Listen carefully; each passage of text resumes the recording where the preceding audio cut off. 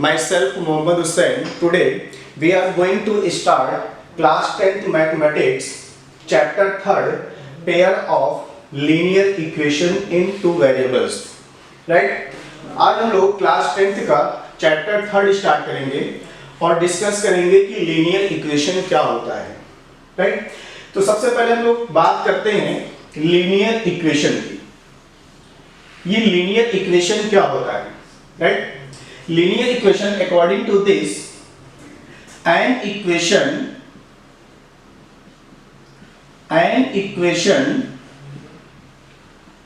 of the form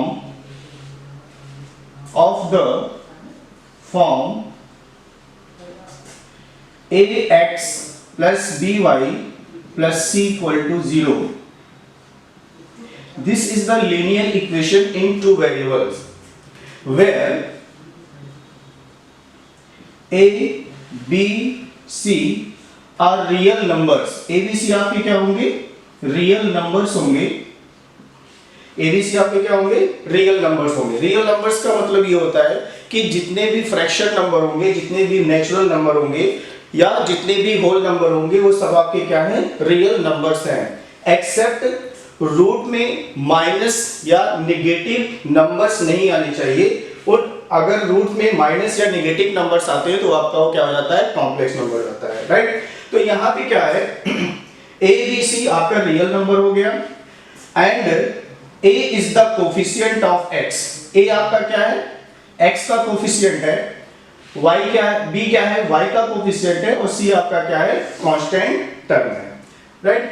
अब ये linear equation कैसे हुआ? कैसे इसको आप लीनियर इक्वेशन कहेंगे? लोअर क्लास में आपको बताया गया होगा कि किसी भी अलजेब्रिक एक्सप्रेशन पे, ये आपका क्या है? एक अलजेब्रिक एक्सप्रेशन है. Algebraic expression means the combination of variables and constant. The combination of variable and constant with four fundamental operation is known as algebraic expression. तो ये आपका क्या है? ये आपका एक अलजेब्रिक एक्सप्रेशन है. और इस अलजेब्रिक एक्सप्रेशन में जो x और y वेरिएबल्स यूज किए गए हैं, ये x और y आपके क्या है? ये आपके वेरिएबल्स है. x y आपके क्या है? वेरिएबल्स है. ये जो x y वेरिएबल्स यूज किए गए हैं, इस वेरिएबल्स पर अगर मैक्सिमम पावर क्या हो? 1. देखिए यहाँ पे x पर मैक्सिमम पावर कितना है? 1 है. y पर मैक्सिमम पावर कितना है? 1. It means the maximum power of variables x and y is 1. So we can say that this algebraic expression or this polynomial is known as linear equation. Right? अब यहाँ पे ये जो linear equation दिया हुआ है, इस linear equation का ये जनरल फॉर्म है. कोई भी इक्वेशन अगर जो अलजेब्रिक आपका दिया होगा और उस पर जो x और y जो वेरिएबल्स है, अगर उस पर पावर आपका 1 होगा तो आपका क्या हो जाएगा? वो लीनियर हो जाएगा. राइट? abc आपका क्या होगा? abc आपका रियल नंबर हो गया और a is the coefficient of x, b is the coefficient of y हो गया, c आपका क्या हो जाएगा? कांस्टेंट टर्म हो जाएगा. राइट? उसके बाद जो नेक्स्ट इसमें आएगा pair of linear equation. Pair of linear equation. तो पेयर ऑफ लीनियर इक्वेशन का मतलब ये हुआ कि ये जो ये लीनियर इक्वेशन लिखा गया है, ये जो लीनियर इक्वेशन लिखा गया है, इसी लीनियर इक्वेशन को 2 टाइम्स लिख दिया जाए. इसी लीनियर इक्वेशन को क्या कर दिया जाए? 2 टाइम्स लिख दिया जाए तो ये आपका लीनियर इक्वेशन एक पेयर में बन जाएगा. और यहाँ पे देखिए एक वर्ड आया हुआ है 2 वेरिएबल्स में. कौन सा वर्ड आया हुआ है? 2 वेरिएबल्स वर्ड आया हुआ है. 2 वेरिएबल्स का मतलब ये हुआ कि जो ये लीनियर इक्वेशन लिखा गया है, ये लीनियर इक्वेशन आपका क्या है? 2 वेरिएबल्स में है. 2 वेरिएबल्स में कैसे है? जैसे यहाँ पे x एक आपका वेरिएबल है, y आपका दूसरा वेरिएबल है, तो टोटल इसमें 2 वेरिएबल्स हैं. और यहाँ पे जो a b c है, ये कोई ना कोई नंबर्स है. कोई ना कोई नंबर्स का मतलब कौन सा है? रियल नंबर्स हैं. राइट? तो इसका मतलब ये है कि जो पेयर, अगर हम लीनियर इक्वेशन का अगर हम पेयर लिखते हैं तो पेयर में क्या आएगा? a1x plus b1y plus c1 equal to 0 and second हो जाएगा a2x plus b2y plus c2 equal to 0. अब यहाँ पे देखिए एक लीनियर इक्वेशन ये है और दूसरा लीनियर इक्वेशन ये है। तो ये क्या है, ये पेयर में लिखा हुआ है। ये क्या है, ये पेयर में लिखा हुआ है। यहाँ पे a1 की वैल्यू, b1 की वैल्यू, c1 की वैल्यू और यहाँ पे a2 b2 c2 की वैल्यू, सारी वैल्यूज क्या होंगी, डिफरेंट होंगी। इसलिए यहाँ पे दो लीनियर इक्वेशन लिखा गया है and we can say that both are general form of pair of linear equation. यानी ये जनरल फॉर्म है लीनियर इक्वेशन का, पेयर का जनरल फॉर्म है। अब ये जो लीनियर इक्वेशन आपका लिखा गया है, ये लीनियर इक्वेशन कुछ रूल फॉलो करते हैं। और रूल क्या होते हैं, जैसे मान लीजिए ये आपका लीनियर इक्वेशन लिखा हुआ है, तो इस लीनियर इक्वेशन को जब आप सॉल्व करेंगे तो सॉल्व करने पर क्या इसकी वैल्यू एग्जिस्ट करेगी कि नहीं करेगी। ठीक है, अगर इसकी वैल्यू एग्जिस्ट करती है it means this pair of linear equation is consistent, और अगर इसकी वैल्यू एग्जिस्ट नहीं करती है it means this pair of linear equation is inconsistent. समझ में आ गई बात। अगर इस लीनियर इक्वेशन को अगर हम सॉल्व करते हैं, सॉल्व करने पर अगर इसकी वैल्यू एग्जिस्ट करती है, इसकी वैल्यू एग्जिस्ट करने का मतलब ये होता है कि इसकी जो यहाँ पे x और y वेरिएबल्स यूज हैं उसकी वैल्यू आप फाइंड आउट आसानी से कर सकते हैं कोई ना कोई मेथड यूज करके। लीनियर इक्वेशन को कैसे सॉल्व करते हैं, किस मेथड से सॉल्व करते हैं, उसको अभी हम लोग आगे डिस्कस करेंगे। तो सबसे पहले यहाँ पे हम लोगों ने क्या जाना कि लीनियर इक्वेशन क्या होते हैं। तो लीनियर इक्वेशन हमेशा इस फॉर्म में लिखा होगा ax plus by plus c equal to 0, जिसमें x और y जो वेरिएबल्स हैं उस पर मैक्सिमम पावर आपका क्या होगा, 1 होगा। अगर मैक्सिमम पावर आपका 1 है इसका मतलब ये आपका क्या है, लीनियर है। x और y दो अलग अलग वेरिएबल्स यूज होने की वजह से ये आपका 2 वेरिएबल्स का हो गया। a b c आपका रियल नंबर हो गया, राइट। और c यहाँ पे क्या है, कांस्टेंट है जिसके साथ कोई भी वेरिएबल्स यूज नहीं किया गया है। और ये जो दो इक्वेशन इसी के फॉर्म में लिखे गए हैं, ये लीनियर इक्वेशन को पेयर के फॉर्म में लिख दिया गया। इट मींस लीनियर इक्वेशन को दो बार लिख दिया गया जिससे ये पेयर ऑफ लीनियर इक्वेशन को रिप्रेजेंट करता है, राइट। अब उसके बाद हम लोग चेक करेंगे कि ये जो आपका पेयर ऑफ लीनियर इक्वेशन है, ये इसकी जो वैल्यू है वो एग्जिस्ट कर रही है कि नहीं कर रही है। तो अगर एग्जिस्ट करेगी तो ये pair of linear equation consistent होगा, और अगर एग्जिस्ट नहीं कर रही है तो ये pair of linear equation inconsistent होगा। ठीक है, तो चलिए नेक्स्ट हम लोग डिस्कस करते हैं कि ये जो आपका पेयर ऑफ लीनियर इक्वेशन है ये कंसिस्टेंट है कि नहीं है। तो इस पर डिस्कस करने से पहले ये जो हमने आपको बताया है इसको चाहे तो आप इसको नोट कर लें या फिर इसको आप स्पीड शॉर्ट ले लीजिए, फिर उसके बाद हम लोग आगे डिस्कस करते हैं कंसिस्टेंट और इनकंसिस्टेंट पर।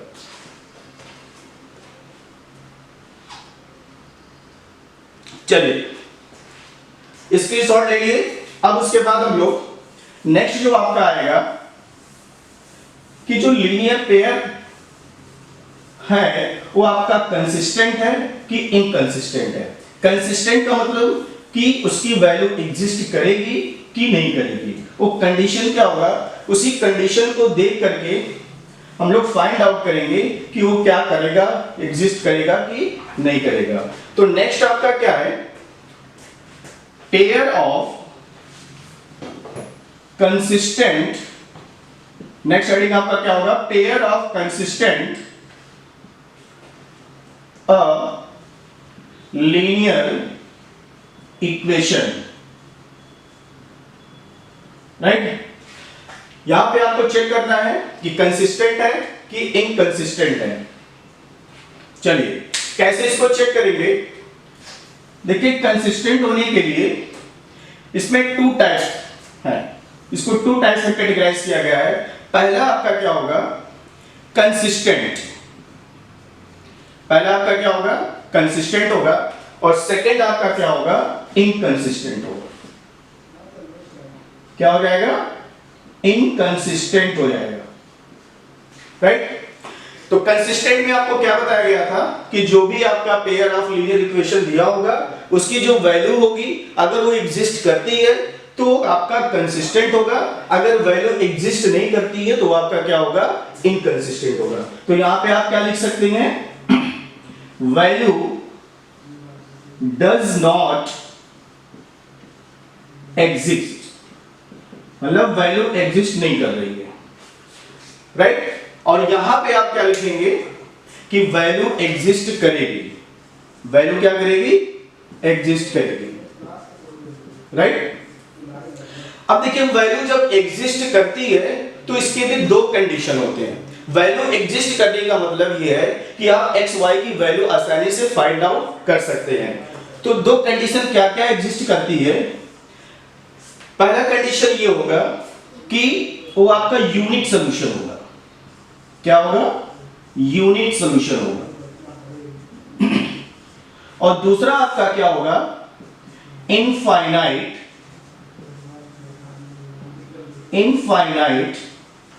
मिनी सॉल्यूशन होगा। क्या होगा, इनफाइनाइट मिनी सॉल्यूशन हो गया। ये यूनिक सॉल्यूशन होने का क्या मतलब है, यूनिक सॉल्यूशन होने का मतलब ये है कि जब आप लीनियर इक्वेशन को, पेयर ऑफ लीनियर इक्वेशन को, देखिए बार बार हम आपसे ये कह रहे हैं pair of linear equation.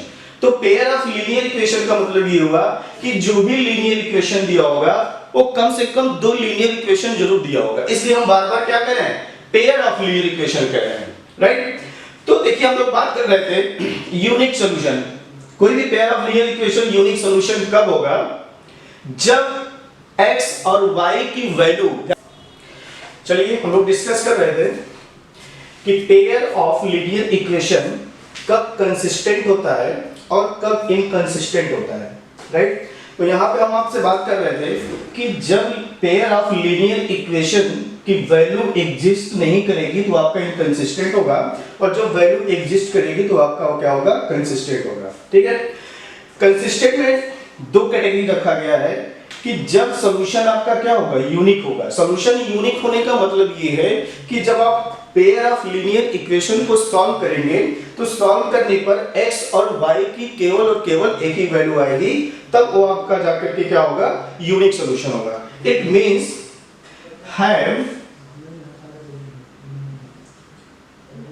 have only one solution। क्या होगा, जिसके पास केवल और केवल एक सॉल्यूशन होगा, x और y की केवल और केवल एक ही वैल्यू होगी, वो आपका क्या होगा, यूनिक सॉल्यूशन होगा, राइट। और इसमें क्या होता है, सेकंड वाले में इनफाइनाइट मिनी सॉल्यूशन।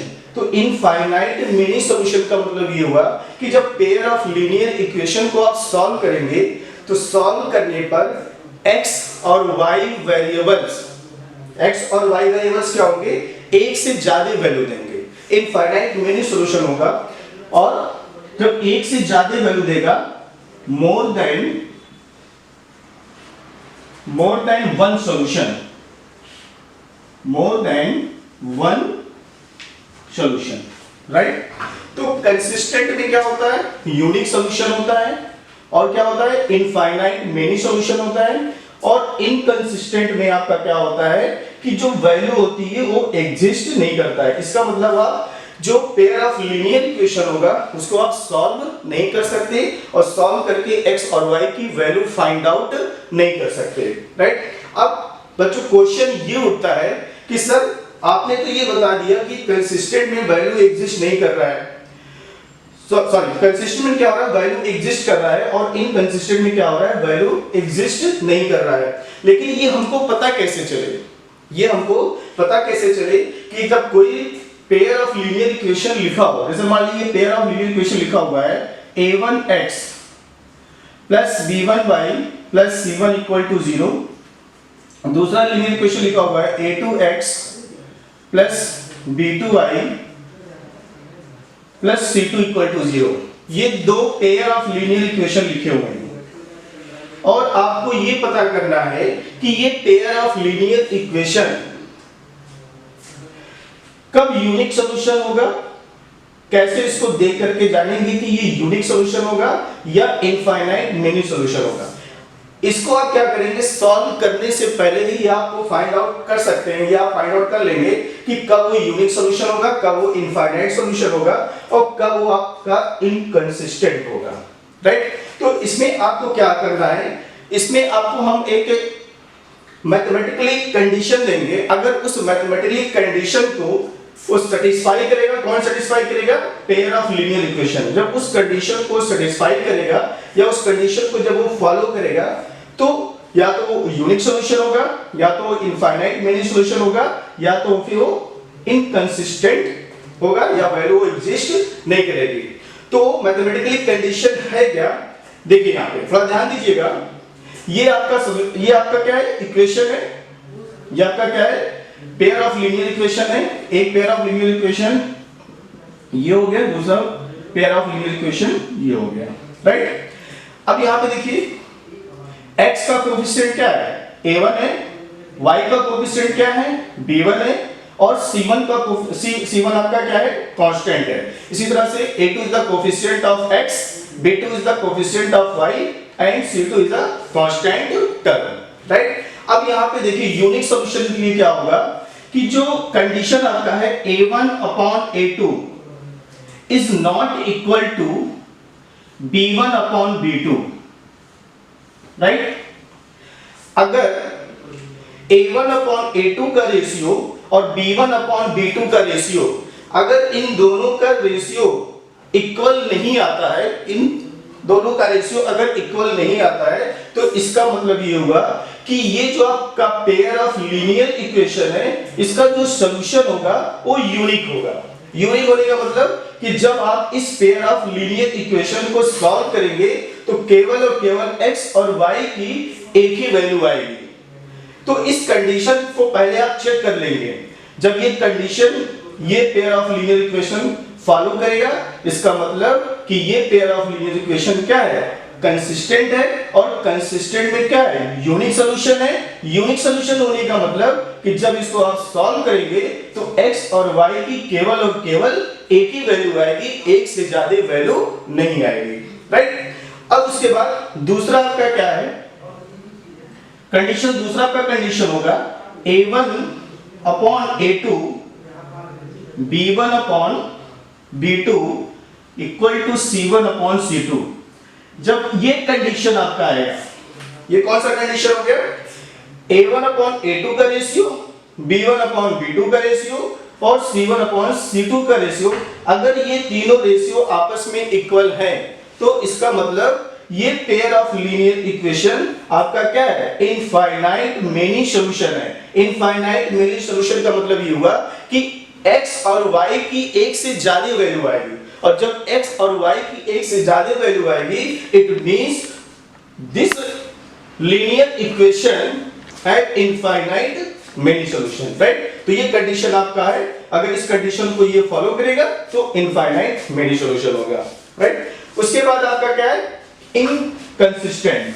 तो इनकंसिस्टेंट में क्या है, ये किस कंडीशन को फॉलो करेगा, तो देखते हैं। ये आपका कंडीशन हो गया, ये आपका यूनिक सॉल्यूशन का हो गया, a1 upon a2 is not equal to b1 upon b2, और नेक्स्ट आपका है a1 upon a2 is equal to b1 upon b2 is equal to c1 upon c2। अब क्वेश्चन ये उठता है कि सर ये a1 a2 b1 b2 c1 c2 की वैल्यू जो है, इसको हम लोग कहां से फाइंड आउट करेंगे। तो जो आपका पेयर ऑफ लीनियर इक्वेशन होगा, उस पेयर ऑफ लीनियर इक्वेशन को जो क्वेश्चन में दिया होगा उसको हम लोग जनरल फॉर्म से कंपेयर कर लेंगे, और जब हम लोग जनरल फॉर्म से उसको कंपेयर कर लेंगे, कंपेयर करके उसके कोएफिशिएंट को हम लोग फाइंड आउट कर लेंगे। उसके कोएफिशिएंट को फाइंड आउट करने का मतलब कि a1 b1 c1 a2 b2 c2 की वैल्यू आप फाइंड आउट करके सबका रेशियो निकाल लेंगे।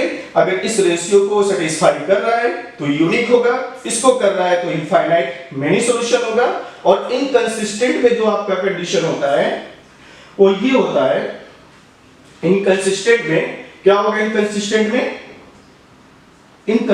में ये होता है कि a1 upon a2 is equal to b1 upon b2 is not equal to c1 upon c2। अगर ये कंडीशन आपका आ जाता है, मतलब a1 और a2 का रेशियो, b1 और b2 का रेशियो इक्वल हो, बट c1 एंड c2 का रेशियो इक्वल ना हो, तो अगर इस रेशियो को फॉलो करता है तो ये जो आपका पेयर ऑफ लीनियर इक्वेशन है वो आपका क्या होगा, इनकंसिस्टेंट होगा। और जब पेयर ऑफ लीनियर इक्वेशन आपका इनकंसिस्टेंट हो जाएगा, इसका मतलब कि वैल्यू आपकी एग्जिस्ट नहीं कर रही है। और जब वैल्यू आपकी एग्जिस्ट नहीं कर रही है, इसका मतलब कि आप इसको सॉल्व करके किसी भी मेथड से इसको सॉल्व करके एक्स वाई की वैल्यू फाइंड आउट नहीं कर सकते हैं, राइट। तो आपका क्या होगा, pair of consistent linear equation में ये सारे कंडीशन है और इसी कंडीशन पर बोर्ड एग्जामिनेशन में क्वेश्चन पूछे जाते हैं। तो नेक्स्ट हम लोग क्या करेंगे कि कंसिस्टेंट और इनकंसिस्टेंट के बेसिस पर हम एक क्वेश्चन लेते हैं और उस क्वेश्चन को सॉल्व करते हैं और देखते हैं कि वो पेयर ऑफ लीनियर इक्वेशन आपका कंसिस्टेंट है कि नहीं है। तो क्वेश्चन को सॉल्व करने से पहले आप इसको स्क्रीनशॉट ले लीजिए, फिर हम लोग उसके बाद क्वेश्चन को सॉल्व करते हैं।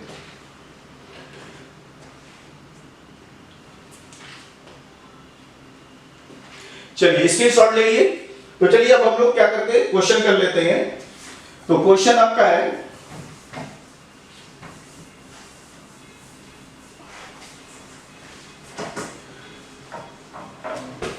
देखिए क्वेश्चन आपका है x plus y equal to 2 and x minus y equal to 0।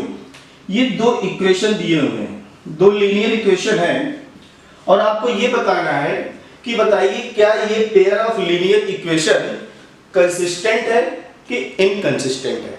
तो कंसिस्टेंट के लिए आपके पास दो कैटेगरी बताया गया था कि जब a1 upon a2 is not equal to b1 upon b2, और दूसरा कंडीशन क्या है, a1 upon a2 equal to b1 upon b2 equal to c1 upon c2। It mean तीनों रेशियो आपस में इक्वल होना चाहिए और यहाँ पे ये दो रेशियो आपका इक्वल नहीं होना चाहिए।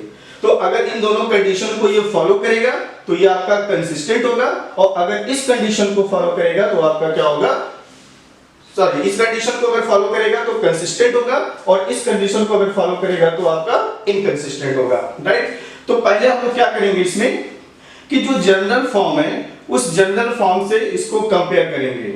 तो जनरल फॉर्म यहां पे आपका क्या हो जाएगा लीनियर पेयर का, a1x plus b1y plus c1 equal to 0। एक आप ये जनरल फॉर्म है। दूसरा जनरल फॉर्म क्या था, a2x plus b2y plus c2 equal to 0। एक जनरल फॉर्म आपका ये। अब इस इक्वेशन को इससे क्या करेंगे, कंपेयर करेंगे। कंपेयर करने का मतलब ये है कि आप a1 b1 c1 a2 b2 c2 की वैल्यू फाइंड आउट करेंगे। तो यहां पे देखिए, यहां पे x का कोफिशिएंट क्या है, अगर कुछ नहीं है तो इसका मतलब यहाँ पे x का कोफिशिएंट 1 है। तो जब इन दोनों को आप कंपेयर करेंगे तो a1 की क्या वैल्यू आएगी, a1 की क्या वैल्यू आएगी, a1 की वैल्यू 1 आएगी, क्योंकि यहाँ पे देखिए coefficient of x is a1 and here coefficient of x is 1। तो जब दोनों को कंपेयर करेंगे x आपका सेम है तो a1 की वैल्यू क्या हो जाएगी, 1 हो जाएगी। इसी तरह से b1 किसका है यहाँ पे, तो b1 की वैल्यू क्या हो जाएगी, b1 की वैल्यू भी आपका 1 हो जाएगा। और c1 की वैल्यू देखिए यहाँ पे c1 है और यहाँ पे c1 है, तो आप क्या करिए जो इक्वल टू 2 लिखा हुआ है आप इसको 2 को इधर ट्रांसफर करके -2 इक्वल टू 0 भी लिख सकते हैं। इट मीन c1 की वैल्यू आपकी क्या हो गई, -2 हो गई। तो c1 की वैल्यू आपकी क्या हो गई, -2 हो गई। तो आपको a1 b1 c1 की वैल्यू पता चल गया। इसी तरह से आप इसको कम a1 की वैल्यू पता चल गई, b1 की वैल्यू पता चल गई, c1 की वैल्यू पता चल गई। अब इसको कंपेयर करेंगे और कंपेयर करेंगे तो देखिए a2 की कौन सी वैल्यू आती है, यहाँ पे देखिए x का कोफिशिएंट क्या है, कुछ नहीं है तो इसका मतलब 1 है। तो a2 इक्वल टू हो जाएगा 1 और b2 की वैल्यू क्या हो जाएगी, देखिए जब भी कोफिशिएंट लेंगे तो हम लोग साइन के साथ लेंगे, तो यहाँ पे कुछ नहीं है तो 1 है तो साइन के साथ क्या हो जाएगा, -1 हो जाएगा। It means b2 equal to -1। और यहाँ पे देखिए c2 का टर्म ही नहीं है, यहाँ पे c2 है और क्वेश्चन में c2 का टर्म ही नहीं है, और जब c2 का टर्म नहीं होगा इसका मतलब c2 आपका क्या हो गया, 0 हो गया। और यहाँ पे भी आपका, यहाँ पे c1 आपका क्या था, -2 था और यहाँ पे c2 आपका क्या हो गया, 0 हो गया। इसका मतलब a1 b1 c1 a2 b2 c2 इन सब की वैल्यू आपको पता चल गया। अब इसका हम लोग रेशियो फाइंड आउट करेंगे और देखेंगे कि क्या रेशियो अनइक्वल आ रहा है या रेशियो आपका इक्वल हो जा रहा है या इस कंडीशन को फॉलो कर रहा है। तो देखते हैं तीनों में से कौन से कंडीशन को फॉलो करता है। तो अगर इस कंडीशन को फॉलो करेगा तो आपका कंसिस्टेंट होगा और इस कंडीशन को फॉलो करेगा तो इनकंसिस्टेंट होगा। राइट। अब उसके बाद देखते हैं, देखिए पहले हम निकालते हैं A1 अपॉन A2।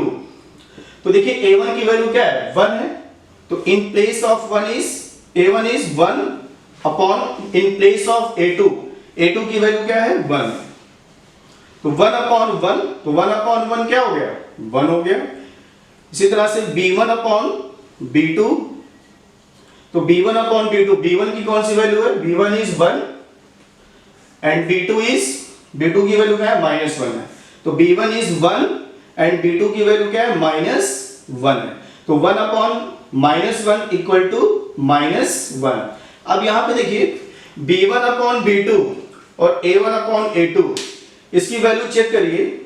जब आप इसकी वैल्यू चेक करेंगे तो A1 अपॉन A2 की वैल्यू क्या आई हुई है 1 आई हुई है और B1 अपॉन B2 की कौन सी वैल्यू आई हुई है -1 आया हुआ है। क्या ये दोनों वैल्यू इक्वल हैं, एक 1 है और दूसरा क्या है आपका -1 है। It means A1 upon A2 is not equal to B1 upon B2। इस कंडीशन को फॉलो कर रहा है और जब इस कंडीशन को फॉलो करेगा तो इसका मतलब जो आपका क्वेश्चन दिया हुआ था x plus y -2 equal to 0, x minus y equal to 0, ये जो आपका पेयर ऑफ लीनियर इक्वेशन है ये आपका क्या है कंसिस्टेंट है। राइट। और कंसिस्टेंट में इस कंडीशन को फॉलो कर रहा है, इसका मतलब ये हुआ कि जब आप इस पेयर ऑफ लीनियर इक्वेशन को सॉल्व करेंगे तो x और y की कितनी वैल्यू आएगी, x और y की केवल और केवल एक ही वैल्यू आएगी। और ये जो क्वेश्चन हमने लिखा था ये एनसीईआरटी का इंपॉर्टेंट क्वेश्चन था, बोर्ड एग्जामिनेशन में 1 नंबर का ये क्वेश्चन बनता है। राइट। उसके बाद हम एक क्वेश्चन और लेते हैं इनकंसिस्टेंट का, कि कैसे वो आपका इनकंसिस्टेंट हो जाएगा। कंसिस्टेंट वाला हमने आपको बता दिया, इनकंसिस्टेंट कैसे होगा इसके लिए एक क्वेश्चन अभी हम लोग और लेते हैं, तब तक आप इसको स्क्रीनशॉट ले लीजिए। चलिए आपका नेक्स्ट क्वेश्चन क्या है, x plus y equal to 2, 2x plus 2y equal to 5। ये आपको चेक करना है कि ये इनकंसिस्टेंट है कि नहीं है। राइट। तो चेक करने के लिए पहले हमको क्या चाहिए, A1 A2 B1 B2 C1 C2 की वैल्यू चाहिए।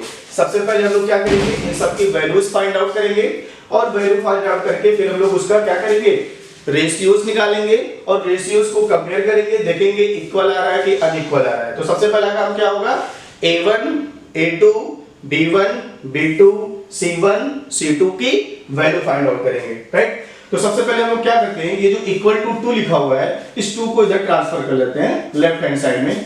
तो इट इंप्लाइज दैट ये आपका क्या हो जाएगा x प्लस वाई 2 इधर आएगा तो क्या हो जाएगा -2 इक्वल टू 0। ये आपका इक्वेशन हो गया फर्स्ट। और दूसरा आपका क्या हो जाएगा 2x प्लस 2y, इस 5 को इधर ट्रांसफर करेंगे तो क्या आ जाएगा -5 इक्वल टू 0। राइट। अब उसके बाद क्या करेंगे, A1 A2 B1 B2 की वैल्यू निकालिए।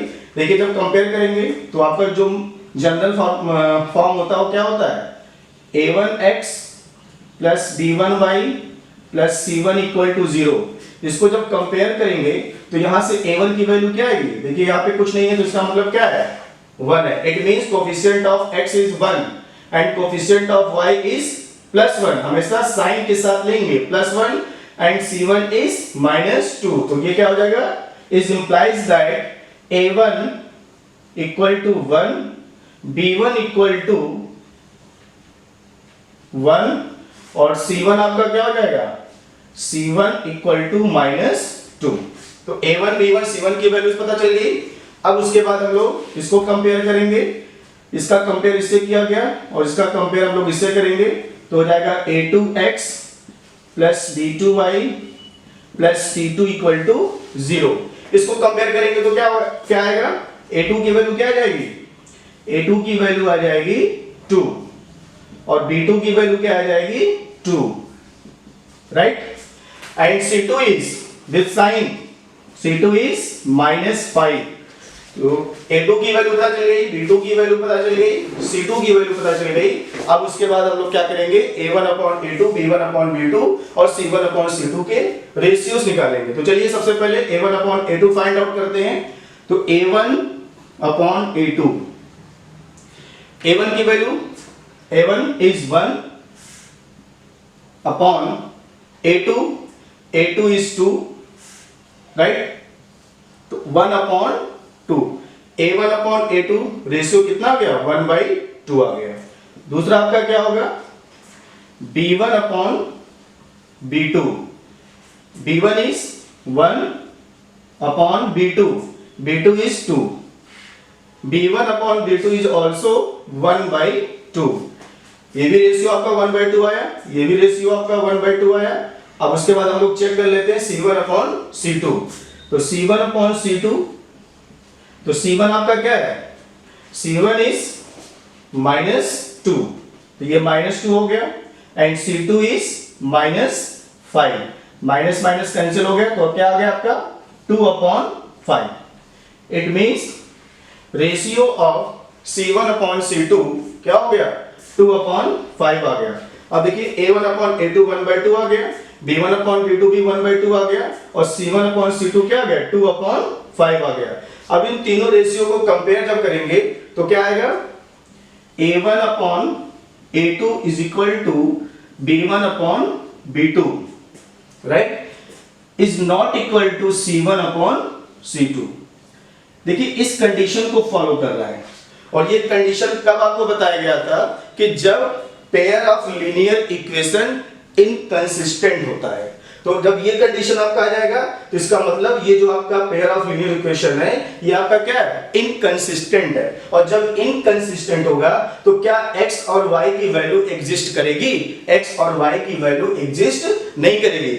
x और y की वैल्यू एग्जिस्ट ना करने का मतलब ये है कि आप इसको किसी भी मेथड से सॉल्व करके x और y की वैल्यू फाइंड आउट नहीं कर सकते। It means you can say that the given linear equation is inconsistent, right. तो ये भी आपका क्वेश्चन एनसीईआरटी का ही है, और ये क्वेश्चन भी एग्जाम में पूछे गए हैं, तो इसका स्क्रीनशॉट लीजिए। जैसे हमने इसको सॉल्व किया इसी तरह से आपको A1 B1 C1 A2 B2 C2 की वैल्यू फाइंड आउट करके इसको कंपेयर करना है, राइट। अब उसके बाद हम लोग नेक्स्ट जो आपका टॉपिक होगा कि इस पेयर ऑफ लीनियर इक्वेशन को कैसे सॉल्व किया जाए, इसका मेथड क्या होता है सॉल्व करने का।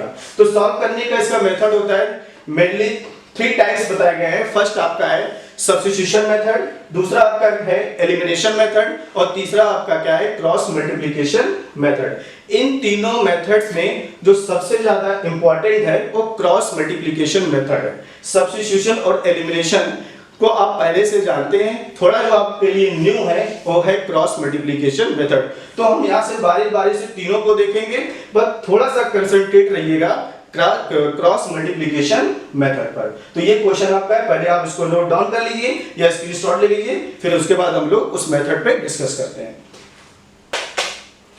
चलिए, तो सबसे पहले आपका क्या है, सब्स्टिट्यूशन मेथड है। तो सबसे पहले हम लोग डिस्कस किस पे करेंगे, सब्स्टिट्यूशन मेथड पर।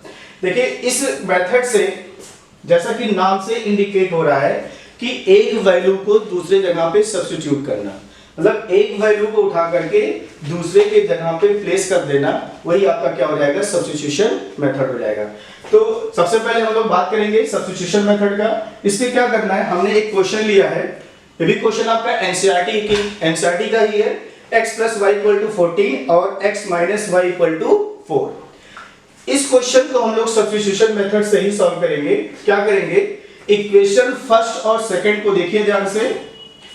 इसमें क्या करना है, या इक्वेशन फर्स्ट से या इक्वेशन सेकंड से, इक्वेशन फर्स्ट या सेकंड से x या y की वैल्यू दूसरे वेरिएबल्स में फाइंड आउट करके, दूसरे वेरिएबल में फाइंड आउट करने का क्या मतलब है कि यहां से x की वैल्यू y के फॉर्म में फाइंड आउट करके दूसरे वाले इक्वेशन में पुट कर देंगे, या दूसरे वाले इक्वेशन का यूज करेंगे और यहां से x या y की वैल्यू फाइंड आउट करके पहले वाले इक्वेशन में पुट कर देंगे, और यही आपका क्या है, सब्स्टिट्यूशन मेथड है। बहुत सिंपल होता है, बहुत ज्यादा ये टफ नहीं है, क्योंकि लोअर क्लास में आप सब्स्टिट्यूशन मेथड पढ़े हुए हैं, बस थोड़ा सा यहाँ पे हम क्वेश्चन लेकर के एक बार इसको रिमाइंड कर दे रहे हैं। फिर उसके बाद जो आपका मेन मेथड है, वो मेन मेथड क्या है आपका, क्रॉस मल्टीप्लिकेशन मेथड है। फिर इसके बाद हम लोग क्रॉस मल्टीप्लिकेशन मेथड को डिस्कस करेंगे।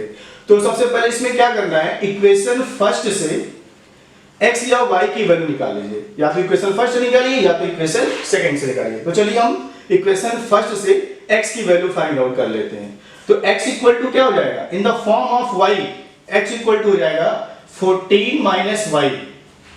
इस प्लस y को राइट हैंड साइड में जब ट्रांसफर करेंगे तो प्लस y आपका माइनस y बन जाएगा, राइट।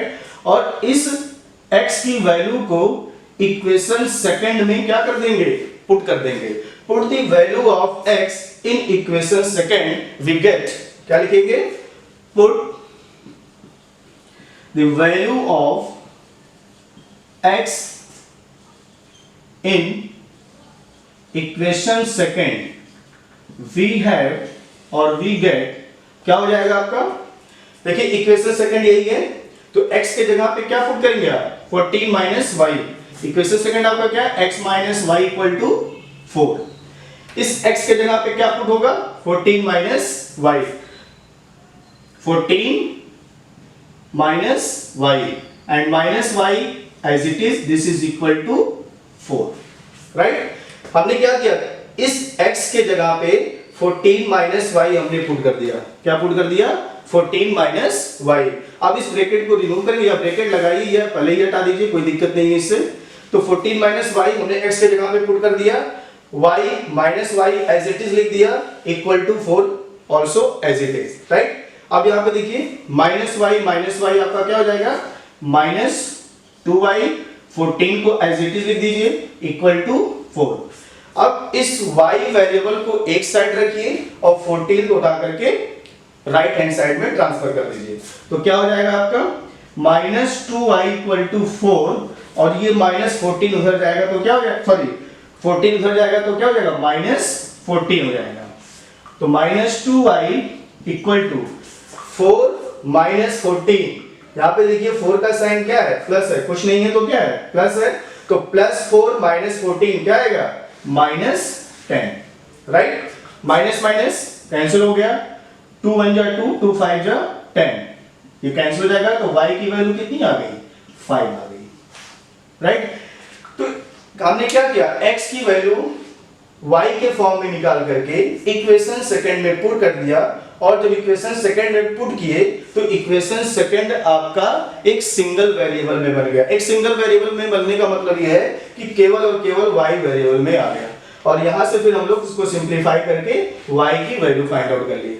अब ये जो y की वैल्यू आई हुई है, इस y की वैल्यू को या तो आप इक्वेशन फर्स्ट में या तो इक्वेशन सेकंड में या तो इसमें किसी में भी पुट कर देंगे तो x की वैल्यू फाइंड आउट हो जाएगी। तो चलिए y इक्वल टू 5, या तो इसमें ये जो है ये आपका इक्वेशन फर्स्ट ही है, तो y की वैल्यू 5 पुट करिए यहाँ पे, x equal to 14 minus y, you can write in place of y is 5, तो y की जगह पे क्या लिख सकते हैं, 5 लिख सकते हैं। Then x equal to 14 minus 5 क्या आएगा, 14 माइनस 5 9, राइट। तो x की वैल्यू कितनी आ गई, 9 आ गई, और y की वैल्यू कितनी आ गई, 5 आ गई। अब यहां पे देखिए जो ये x और y की वैल्यू आई हुई है, ये x और y की वैल्यू केवल एक सिंगल वैल्यू है, इसके बाद और कोई भी वैल्यू नहीं है। इसका मतलब क्या हुआ कि जब आप इस पेयर ऑफ लीनियर इक्वेशन को इसका रेशियो चेक करेंगे, रेशियो चेक करने का मतलब a1 upon a2, b1 upon b2, c1 upon c2, और इसको जब आप चेक करेंगे तो इसका कंडीशन क्या आएगा, इसका कंडीशन यही आएगा। कौन सा कंडीशन आएगा, a1 upon a2 is not equal to b1 upon b2. It means both pair of linear equation have only one solution. Have only one solution means y is 5, x is 9 only. तो ये जब इसको आप इसका ratio find out करेंगे तो इस condition को ये फॉलो करेगा। इसका मतलब ये पेयर ऑफ लीनियर इक्वेशन आपका क्या है, कंसिस्टेंट है। तो ये भी पूछ सकता है, एग्जाम में पूछ सकता है कि पहले आप चेक करिए कि क्या ये कंसिस्टेंट है कि नहीं है। अगर ये कंसिस्टेंट है तब ये वैल्यू देगी, अगर ये कंसिस्टेंट नहीं है तब ये एक्स वाई की वैल्यू देगी नहीं, राइट। तो इसका मतलब ये क्या हो गया, कंसिस्टेंट है। कंसिस्टेंट में यूनिक सॉल्यूशन है। यूनिक सॉल्यूशन इसलिए है क्योंकि जब इसको हम लोगों ने सॉल्व किया तो एक्स और वाई की केवल और केवल एक सिंगल वैल्यू आ गई। चलिए इसको नोट कर लीजिए या फिर इसको जल्दी से स्क्रीनशॉट लेते हैं। फिर उसके बाद हम लोग एलिमिनेशन मेथड पर डिस्कस करेंगे और एलिमिनेशन पे भी एक क्वेश्चन लेंगे, उसको सॉल्व करेंगे। फिर जल्दी से हम लोग आते हैं आपका मेन जो सबसे इंपॉर्टेंट है, क्रॉस मल्टीप्लिकेशन मेथड। इस पे डिस्कस करते हैं, ये इंपॉर्टेंट है। पहले जल्दी से हम लोग इसको देख लेते हैं। चलिए इसका पहले स्क्रीनशॉट ले लीजिए। चलिए तो नेक्स्ट आपका क्या है, एलिमिनेशन मेथड। तो जल्दी से पहले हम इसको इस टॉपिक को फिनिश करते हैं, बहुत सिंपल है। देखिए एलिमिनेशन मेथड में क्या होता है, एलिमिनेशन मेथड में जैसा कि नाम से ही इंडिकेट हो रहा है कि किसी ना किसी वेरिएबल को आपको एलिमिनेट करना है। एलिमिनेट कैसे करेंगे, with the help of multiplication. Multiplication करके बोथ साइड में आप x या y में से किसी एक वेरिएबल को एलिमिनेट करेंगे।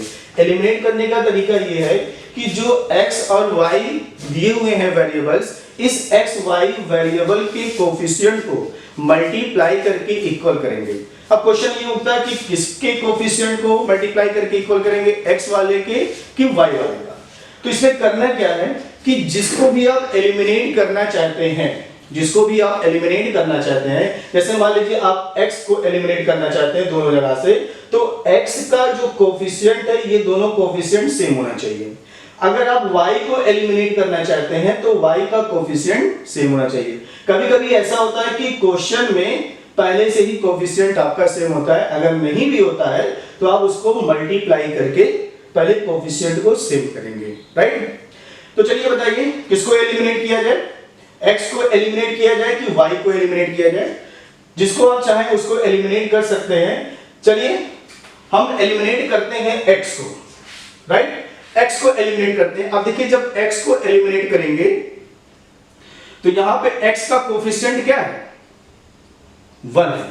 यहां पे x का कोफिशिएंट क्या है, 1 है, और यहां पे x का कोफिशिएंट क्या है, 2 है। अब इसके कोफिशिएंट को कैसे इक्वल किया जाए, देखिए जिसके कोफिशिएंट को आप इक्वल कर रहे हैं उसके कोफिशिएंट को इंटरचेंज करके मल्टीप्लाई कर दीजिए बोथ साइड में। बोथ साइड का मतलब राइट हैंड साइड और लेफ्ट हैंड साइड। तो अगर आप x कोफिशिएंट को इक्वल करना चाहते हैं तो यहां पे x का कोफिशिएंट क्या है, 1 है, और यहां पे x का कोफिशिएंट क्या है, 2 है।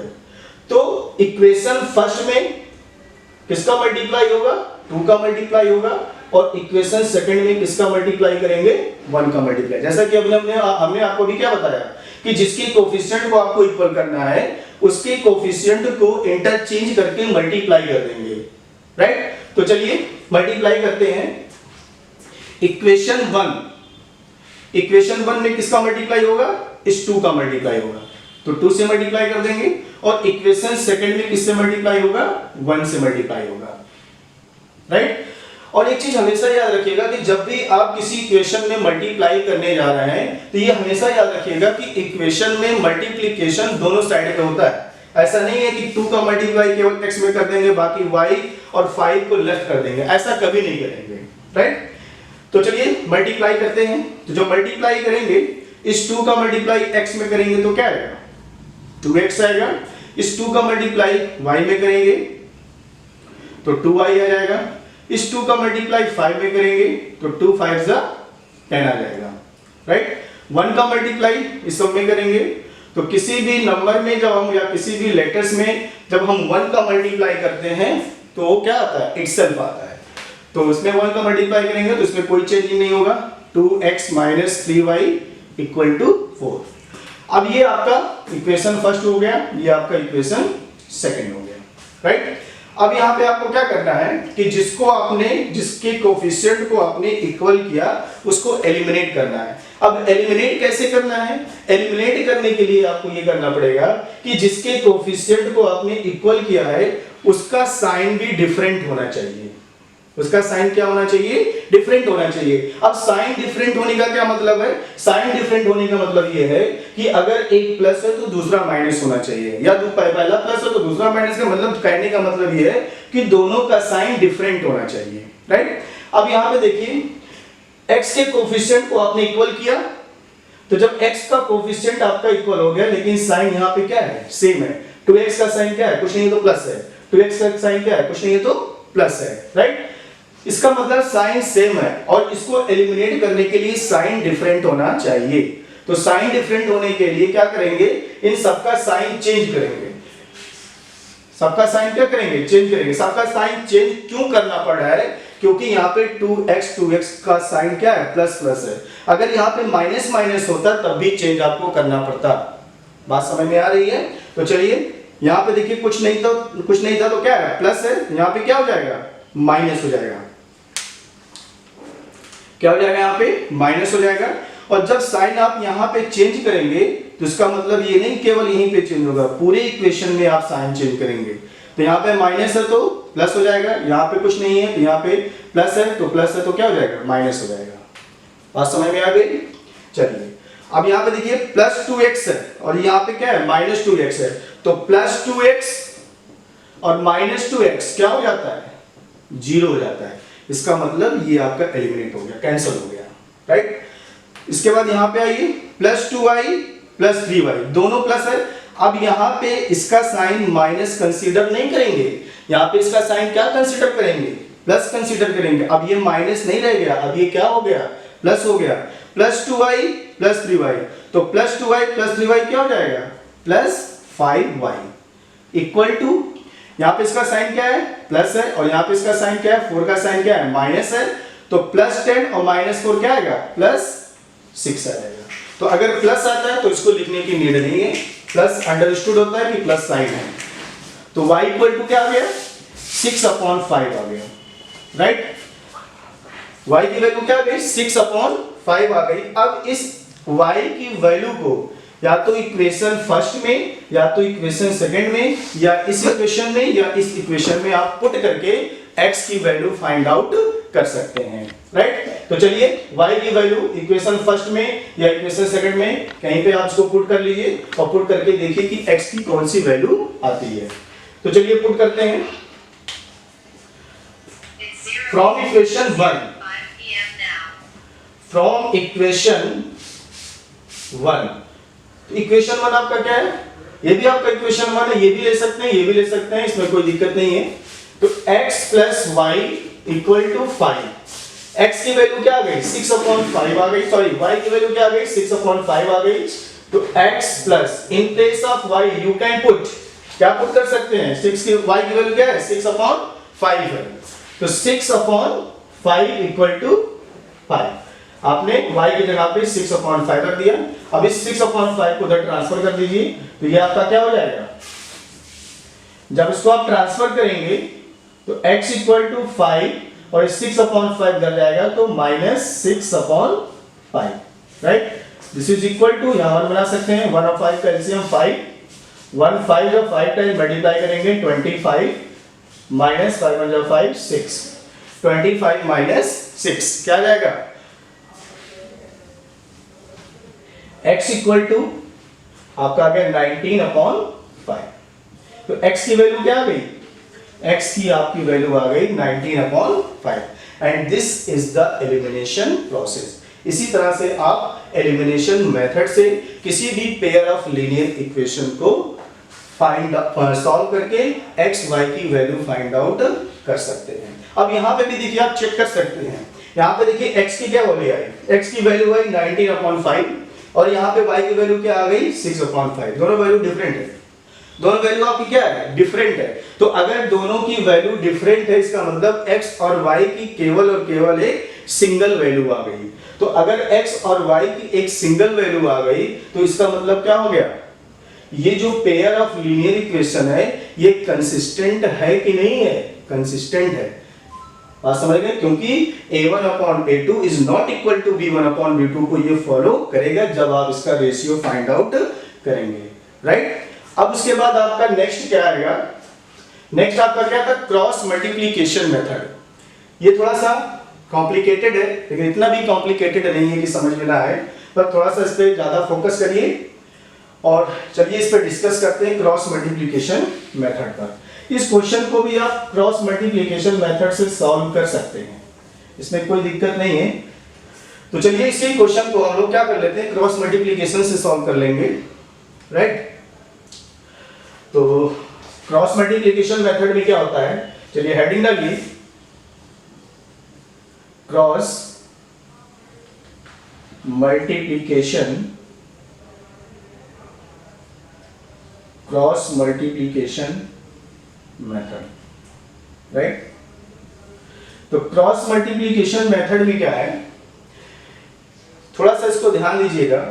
जैसे मान लीजिए एक क्वेश्चन अगर हम सॉल्व कर रहे हैं, क्वेश्चन आपका क्या है, x plus y equal to 5, इसको आप इधर ट्रांसफर कर लीजिए 5 को, तो ये आपका हो जाएगा x प्लस वाई, और ये 5 इधर आएगा तो माइनस 5 इक्वल टू 0, राइट। एक इक्वेशन आपका ये बन गया। दूसरा आपका क्या है, 2x minus 3y equal to 4, इस 4 को लेफ्ट हैंड साइड में ट्रांसफर कर लीजिए तो हो जाएगा 2x minus 3y minus 4 equal to 0। अब इसी क्वेश्चन को हम लोग क्या करेंगे, क्रॉस मल्टीप्लिकेशन से सॉल्व करेंगे। बहुत सिंपल ये भी है, ऐसा नहीं है कि हो नहीं पाएगा, आसानी से हो जाता है, पर थोड़ा सा इस पर ध्यान दीजिएगा, फोकस करिएगा। जो जो स्टेप हम बता रहे हैं उस स्टेप को आप थोड़ा सा याद कर लीजिएगा, प्रैक्टिस कर लीजिएगा, और जब तक आप इसको प्रैक्टिस नहीं करेंगे ये क्वेश्चन हो नहीं पाता है। बात समझ में आ गई। तो चलिए क्रॉस मल्टीप्लिकेशन कैसे होगा, देखिए सबसे पहले इसमें क्या करते हैं हम लोग,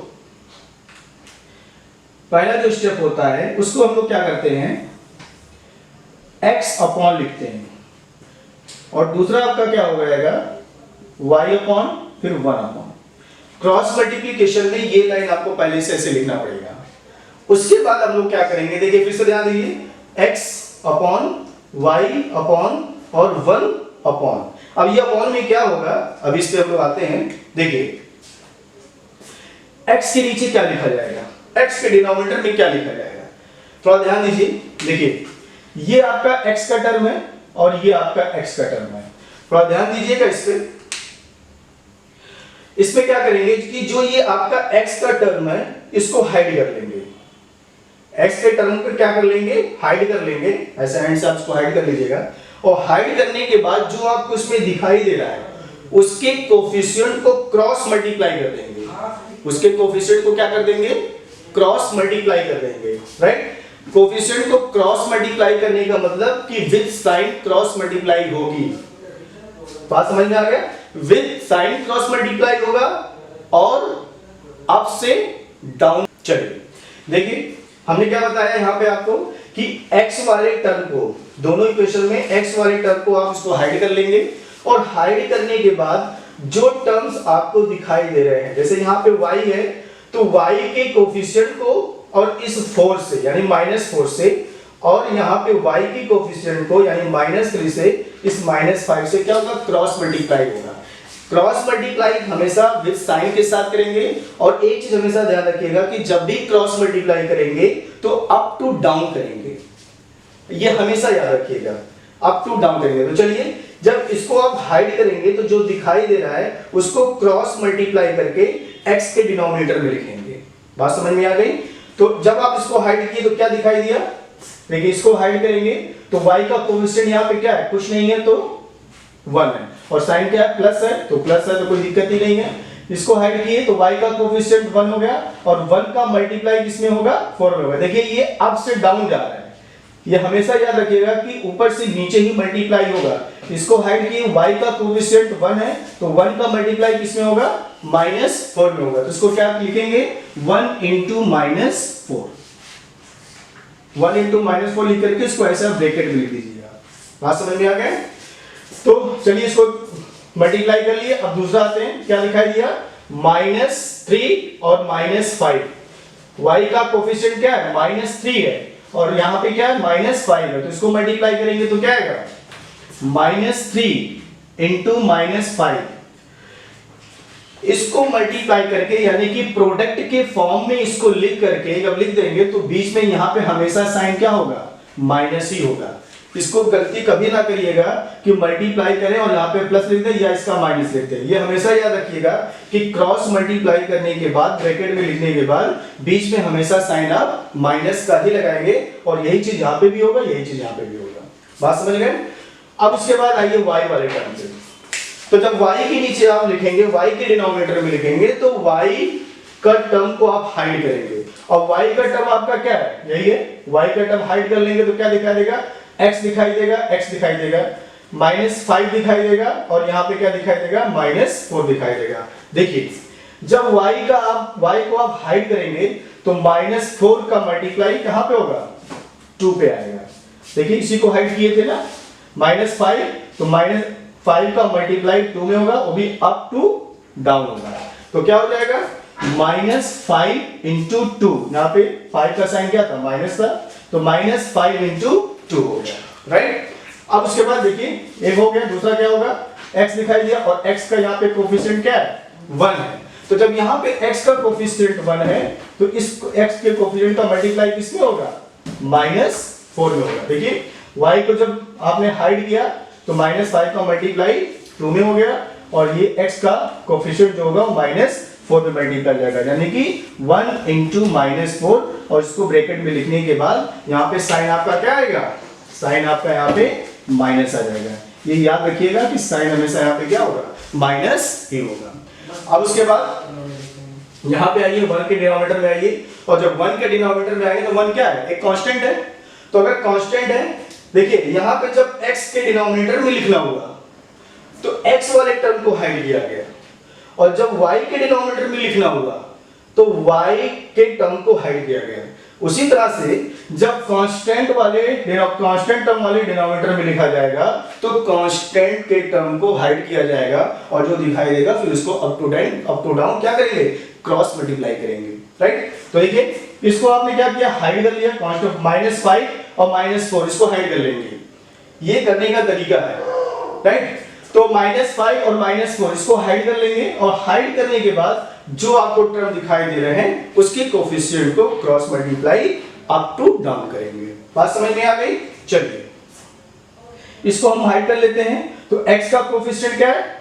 1 है, तो क्या हो जाएगा? 1 इंटू -3, 1 इंटू -3 और यहां पे आपका देखिए इसको हाइड किए तो आपका क्या हो गया? 1 इंटू -3 हो गया और ये आपका क्या हो जाएगा? 1 इंटू 2, 1 इंटू 2 और बीच में साइन आपका क्या आएगा?